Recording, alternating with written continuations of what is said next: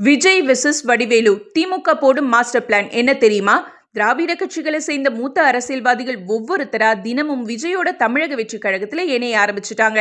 முதல்ல விசிகாவை சேர்ந்த ஆதவர்ஜுனா, அடுத்ததா அதிமுகவில இருந்து விரட்டப்பட்ட செங்கோட்டையன், இப்ப பல கட்சிகள்ல ஒரு ரவுண்ட் அடிச்ச நாஞ்சில் சம்பத். அந்த வகையில பல கட்சிகளை சேர்ந்த மிச்ச மீதிய, அதுவும் ஊழல் பெருசாலிகளையும் ஒதுக்கப்பட்டவங்களையும் விரட்டப்பட்டவங்களையும் சேர்த்துக்கிட்டா விஜய் எப்படி தமிழக மக்களுக்கு நல்லாட்சி தர முடியும்னு அவருக்கு நாளுக்கு நாள் நெகட்டிவ் வைப்ஸும் கூடி வருது.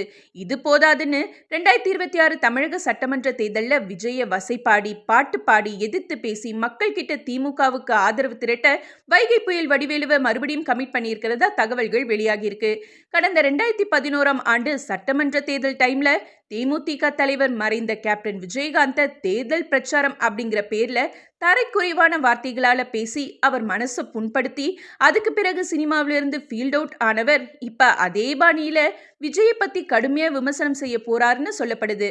அதை ப்ரூவ் பண்ற வகையில துணை முதல்வர் உதயநிதி பர்த்டே செலிப்ரேஷன்ல விஜய மறைமுகமா அவர் சில வார்த்தைகள் பேசினாரு. அந்த வகையில 90s கிட்ஸ், 2K கிட்ஸ் மற்றும் ஜென்சி கிட்ஸ்னு எல்லோருக்கும் பொதுவா பிடிச்சிருக்க விஜய பத்தி பேசி மறுபடியும் சிக்கல்ல சிக்கி சினிமாவுல முடங்கி ஃபீல்ட் அவுட் ஆக போறாரா வடிவேலுன்னு கேள்வி எழுப்புறாங்க நெட்டிசன்ஸ்.